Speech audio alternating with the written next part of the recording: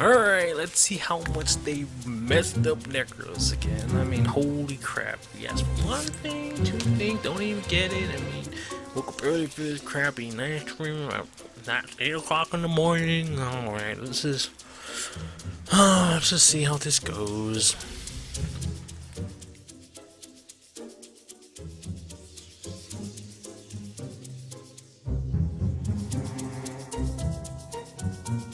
Hi guys, welcome back to Points of Interest, and thanks for coming to watch. Robert, thank you for coming back for another week. Hey everyone. You've been a super busy guy, so... Yeah, there's been a lot of work bringing up the trait panel. Let's take a look. So, the Reaper's first trait is this one here, Shroud Knight. And Shroud Knight basically gives you the new Reaper's mode with your F1. It replaces your Death Shroud with Reaper Shroud. It's pretty straightforward. We'll get into the Reaper Shroud skills in a minute. Do you want to scoot it up a little bit so they can see? Oh.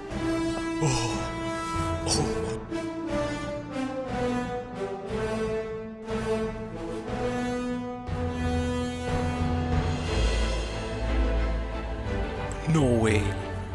What?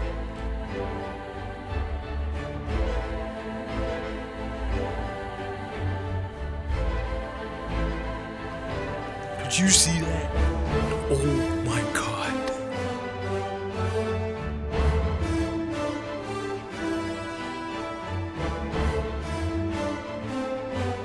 Oh, just take my money in it. Just take my money. Take my money. Take my money. Take my money. Just take my money. Alright guys, what's up? Joxy here. So today we're gonna do the webcam and everything. We're gonna do the face to action today. So if you guys are up this morning at noon or 9 o'clock for me, I had to wake up just in time for it. You guys saw how crazy the Necromancer stuff was, or aka the Reaper. That's going to be coming our specialization in the upcoming Heart of Thorns patch. So I'm going to actually be splitting this up into 3 parts because I don't have too much time today. Today I'm going to go over the traits and Reaper skills. Tomorrow will be the greatsword and utility skills, and overall all that together. And the next day, I think it's going to be Sunday. Today's Friday. Sunday is going to be the overall like conclusion and all these other things that are going to be happening. Just my personal overall thoughts about everything, because today I'm going to keep it kind of short because I have to get to work today. So if anything, we're just gonna, if you guys were here, you guys seen everything that was going on this morning. Holy crap, it was so good. I was nearly tearing. I was gonna cry because of how good the things were. I didn't expect these things to be happening, but I was like, wow, I'm pretty hyped. So we're going to be getting into it over here, guys. Here, there was a couple things they mentioned that was pretty interesting, like how the Reaper, the specialization for Necro, was actually the first class that was able to use or change out the F1 skill. So like how now, I guess everyone else is getting like different F skills in their toolbar. Necro was the first one to originate from that, so that's pretty cool. Like the granddaddy of the new F1 skills. On top of that, for some other trait changes, blood magic, so things like your vampiric precision and all those life skills or traits will actually go into your health pool now while you're Death Shroud. So that's pretty neat, considering that, you know, every time you had the vampiric traits, did nothing. It was just gone. So now things like vampiric, because you know how it's not very... you get maybe like 50 HP per hit, not even that sometimes, maybe even lower. It would actually go into your health pool now, so they're actually fiddling with that, seeing how it helps out. And they even said things like that one skill, life transfer, being able to res allies, so if someone's down, you can hit your transfusion and no res allies, something like that. But they said they're still fiddling with it, so those are some pretty cool things that will be coming to our current traits, especially for vampiric. So that might be a little more tempting for Necros to go into like a life steal build, if anything, because right now life steal is just ass. But being able to sit in Death Shroud and be able to kind of heal up a bit would be pretty neat. So here we go. So we're going to be moving into our traits for the Reaper. As you can see, the first minor trait is going to be Reaper Shroud. So this is going to be defining us as a Reaper, and this will allow you to equip great swords, use shouts, and be able to enter Death Shroud and enter the Reaper form, which has more melee oriented skills. So it replaces your life blast, it replaces your dark path, it replaces your doom and your transfusion, your life transfer, and your soul shackles. or tainted jackals. So this trait by itself is gonna define you being a reaper and helping you, or it's just gonna, yeah, let you become a reaper basically. Nothing too much great to say about it, but we'll go over the reaper skills right after these traits. Alright, so first up in our ad line we have Augury of Death. This trait allows your shouts to recharge 7% faster for each foe they hit. So we'll go over the actual like shouts in my next video because those will be more utilities. But this basically, if there's more people around, your shouts, you know, recover faster, and which is nice because these shouts, I think it was 600 range. So you know, in a decent group fighter in this Zerg, you would probably be able to proc the full 35% a little more often. But the only thing I kind of don't like is that maybe if it's if you're in a small group or even like a 1v1, that 7% is very minuscule. I wish they would make it like maybe a baseline of 15% and then 5% for each target after that, because that still would equate to 35% at a max max group of people, because you can only hit 5 people with the skill. Why I say that is because in things like duels, if it's just one person, 70% isn't very much. So if they could probably raise the cap to 15, that'll be noticeable. And then if there's more people, you punch on 5%, 5%, 5%, and you will still get the 35% in the end. So that's just my thoughts on it. Great for groups, not so great for solo, especially roaming in PvP, 1v1s and whatnot. So I don't know, that's just my thought about it. Okay, so next up we got Chilling Nova. This allows you to chill foes in an AoE when you crit, and this actually uses that new internal cooldown system, whereas there's no flat internal cooldown. Now basically if you hit someone with this and proc Chilling Nova, within 10 seconds, I'm assuming within that 10 seconds of the first proc, you have 2 more charges. So once you proc the second and third, you can't proc this trait anymore until the next rotate or the next refresh of the 10 seconds. So it's a nice little, you know, new way to go about internal cooldowns, because you have to agree, some internal cooldowns suck, and they just, I don't know, sometimes I think internal cooldowns just need to go, or they need to change their system out for something like this, which is pretty neat. But this is a nice little trait. It's gonna help you proc that chill you're gonna need to proc with to kind of combine with their other traits and other skills what you're gonna need, because as you know, the greatsword is going to be kind of slow, so you're going to need something to kind of, you know, lock down the opponent. But this is a nice trait, especially for like small team fights. You're going to get the AoE chill field that helps people kind of lock them down. So it's a nice trait. Alright guys, so next up we have Relentless Pursuit. This, I think Warrior says something like this, that it reduces movement impairing conditions by like 33%. I think it was called like Dogged March or something.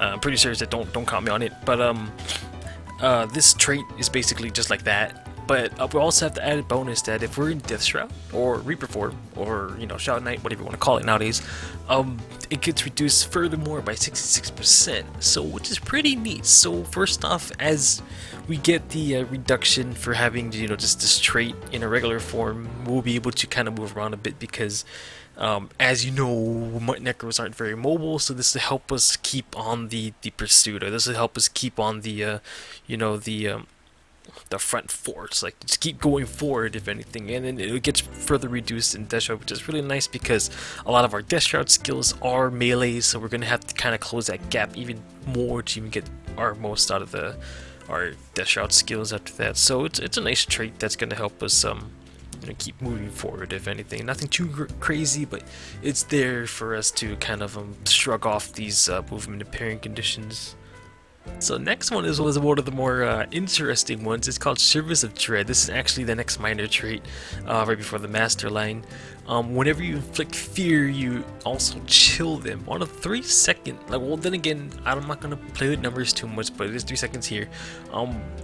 Which is really cool, because you know, sometimes when you fear someone just flat out and they have swiftness and they just piece out of there, I'm like, wow, okay, so I just kind of gave him more distance and I can't do crap now. But now with this, it kind of reduces that movement. They run away from you, so you have more options to kind of you know, get in melee range and start shanking them or whatnot. But this is a really nice minor trait, because chill is still a very strong condition. I'm gonna stress this a lot. Chill is a very strong condition.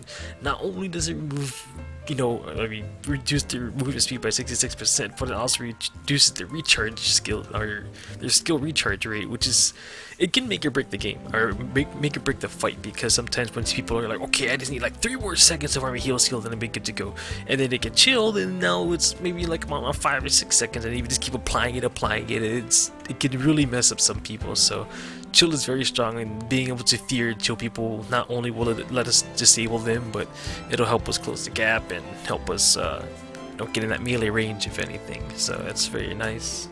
As going into our master traits, we have Soul Eater. So this is going to be our typical greatsword trait, but it also adds life siphoning onto our greatsword attack. So not only will it help us sustain, it also stacks with our other, vampiric traits, and it also has this cool thing where when Gravedigger hits a foe, so Gravedigger, just a small preview, it's going to be that spin to win attack on our greatsword. It's not going to be, because it's just one spin, but it deals pretty significant damage. It reduces your other greatsword skills by 3%. So I forget if it reduces per foe. So if you hit 5 things with your spin to win, and then it reduces everything by 15%. I wasn't sure about that, but they didn't really show that off. But it's gonna be nice for sure. It's gonna help us sustain and help us get our greatsword skills up, regardless. But then again, we still have that problem with this whole like on hit thing. It's 3%. So if you're in a duel, you're gonna be hitting one thing, and it's gonna be nice. But I would like a better baseline kind of maybe like 5%, and then add 3% for each target hit after that. I want something like that, because usually when you're in a 1v1 situation, you're not really going to be benefiting too much off of these kind of skills. So I don't know if anyone might want to change that, but that's just my thought on it. But it's going to be a pretty neat thing going on there with our greatsword that we're going to be getting in Heart of Thorns.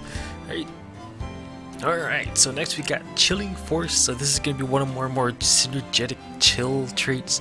When you hit a chilled foe, you get 1 stack of might for 5 seconds. Then again, numbers, but still, it's kind of like that one trait. I think it was on Guardian, where you hit something, or if you crit something, you give might, empowering might, I think. But you only give it to yourself, ain't it? This is your chance. You could have made this AoE around you, but no, okay, whatnot. So then again, and you also get life force. So this will help you sustain your death shroud, if anything. It'll be nice. But then now you have to pick between like a sustain line with Soul Eater, or might and selfish line with Chilling Force. So I don't know about that, but it's a nice trait because we're going to be applying chill all over the place. So we're going to be getting life force and might. It might be nice with like some strength runes if you want to stack that might really high. But that's just a nice addition to our chill that we're getting a lot of in Heart of Thorns. Alright, next up in our master line is going to be the last one now, Decimate Defenses. So this trait looked pretty damn crazy, considering that you get 2%, if it didn't go over it, striking a foe with vulnerability gives you more crit chance. So if someone has 10 stacks of vulnerability, you get 20% crit chance. Wow.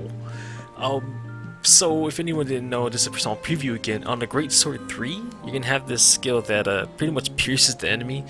It does like a little drill thing, and it applies like 12 stacks of vulnerability. So that's 24% crit. 12 stacks of vulnerability, 24% crit for you. That is pretty significant. This would be really neat for things like dungeons. I mean, if we do happen to be accepted into PvE now, most of the time the enemy or the boss would have 25 stacks anyway, so you get 50% crit chance. On top of that, you're going to be using, some people will be using Death Perception down in the Soul Reaping line, and you get 50% crit chance already.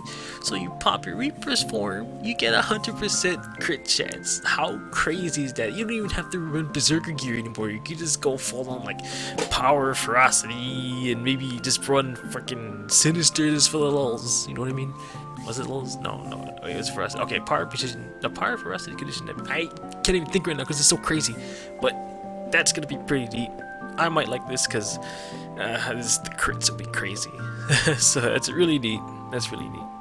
For our last minor trait under the Grandmaster is gonna be Cold Shoulders. So this will increase our chill durations by 20%. And it also this is one of those things again. Back when, remember, what was it? Plague Def. I don't even want to go look at it anymore. It's the one where you take 10% less damage from poison foes. this will be nice. This is the same thing. You chill someone, you take less damage. So if you're fighting someone and you're already kind of you got them in your melee area, you already got the chills on them, and you got that teeth trying to shank you, it's like, yeah, it tickles to take 50% less damage. Thanks, bro. And it's gonna be nice for sure. This whole trait line is by far one of my most favorites so far. So I'm pretty excited already. I don't even get into Grandmaster traits, so that's gonna be nice to synergize with all of our chill, if anything. Moving into the Grandmaster traits, first off we got Blighter's Boon. Gain life force when you gain a boon. If you're in Reaper's Shroud, gain health instead.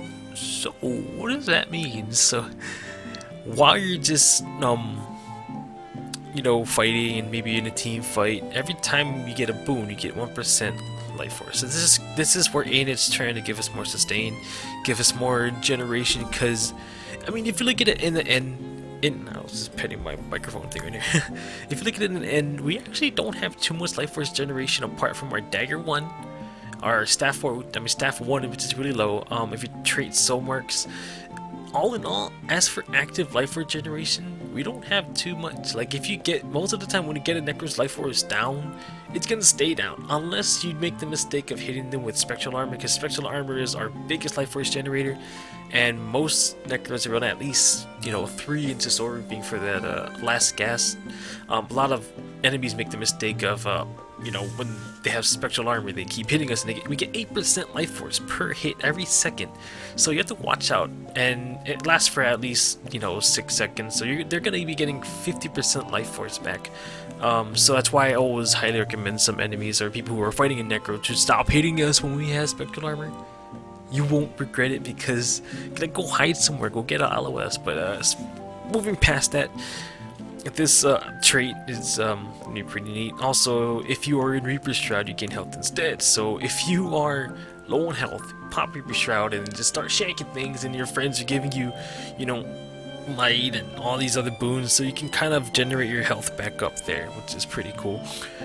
This will be, I mean, people have mentioned, oh, will let healing go through Death Shroud? It was too strong. It said it before, and it was just way too much. But this is kind of inching us back into that pool again. But it's not very significant. I mean, you're only getting like a small amount of health, but you know, at least they're kind of acknowledging it. They're like, oh, okay, maybe we can just give them a little bit of health instead of nothing at all, and making their parties, you know, efforts into healing you not entirely worthless. So this is going to be pretty neat for if anything, like in the dungeon, or it's something that needs to be sustained, or small group fights, if anything. So I kind of like where they're going with it, that's for sure. So our next Grandmaster trait is going to be Deathly Chill. Chill deals damage with additional damage to foes below the health threshold. So this is kind of playing into the terror mechanic, where it's you know, your fear deals damage, and it deals more damage if they have a condition on them. So but with this one, it's if they're below 50%, it does more damage. So every time you inflict chill, you do a little bit more damage than usual. I mean, it looks like it's about a third of your auto attack on a greatsword, it seems. But it's free damage, if anything. So it might be cool to kind of test out, considering that if you have a lot of chill applications still after you knocked it down below 50% health, it's just gonna help further increase your damage, if anything. It might not be the craziest thing ever, but they might change the numbers around. But as a Grandmaster trait, I think the numbers need to be a little bit more adjusted. We'll see what they go with that, but that's going to be kind of like your terror-esque trait for chill instead. Nothing too crazy there, it's pretty straightforward. Alright guys, so next up is going to be our last Grandmaster trait. It's going to be Reaper's Onslaught. So this allows you to attack faster in Reaper's Shroud. We're going to be going to Reaper's Shroud right after this, but it helps you attack faster, and killing a foe reduces Death's Charge. So if you don't know what Death's Charge is, it's going to be the new Reaper skill, which we'll be going into. It's going to be that little leap, or technically that little dash that you can do in your Death Shroud form. So it's going to be pretty cool. I mean, it technically will increase your DPS when you're shanking things in Reaper Shroud. So I mean, if anything, if you are running a dungeon, it's going to be between like this and like Deathly Chill.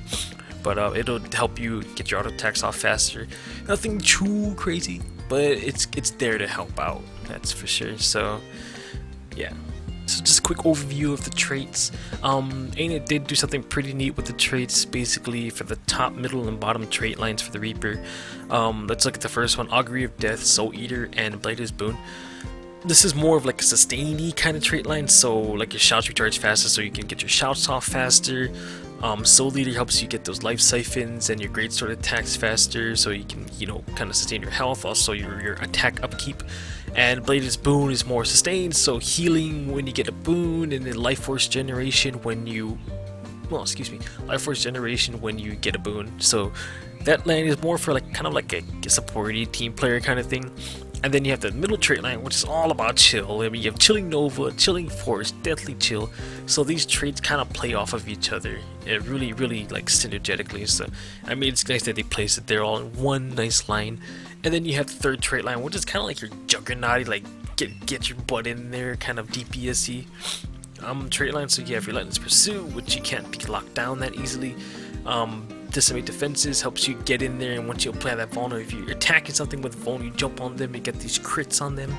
And then you have your Grandmaster trait, Reaper's Onslaught, which will help you attack faster. And then you know, if you kill something, then you go charge towards next target. So it's really nice themes. It's really cool, and I thought that was really nice what Aina did with that. So props to them for that. Okay, so we're going into our Shroud Knight skills. It's so hype. So we're gonna start off with the auto attack. So if anyone can just go over it again, all our 1, 2, 3, 4, 5 skills got replaced. So we no longer have Life Blast, we no longer have Dark Path, we no longer have Doom, we no longer have Life Chancer, we no longer have Tainted Shackles. Everything got changed out, and they kind of combined, like they changed things around here and there, and or they kind of like combined the old Doom, like Death Shroud skills into these new skills to kind of like piece them together. So getting into it. First off, we have Life Friend, so be our slice and dice death scythe kind of skills. So if any of this is be our slice, sliced, and final slice. So of course, if you can see, it's just going to be a three target cleave, 3 target cleave, and then you do like a swirling attack after the third hit, and you get Life Blast for each foe struck on the third hit. Also, don't forget that this trait technically is going to be Life Blast, so this will kind of combine with Reaper's Might, which is every time you use Life Blast, you can you know, gain might each stack. But on top of that, you can also use things like Unyielding Blast, where I think it got combined with something else, I forget, but the 2 stack of vulnerability per hit. So this would be pretty neat combining it with some Life Blast traits. So I mean, as of right now, you might be looking at a straight up, you know, Spite, Soul Reaping, Reaper line or kind of thing get up. But we'll go over that later. But this will be your typical auto attack right here, folks.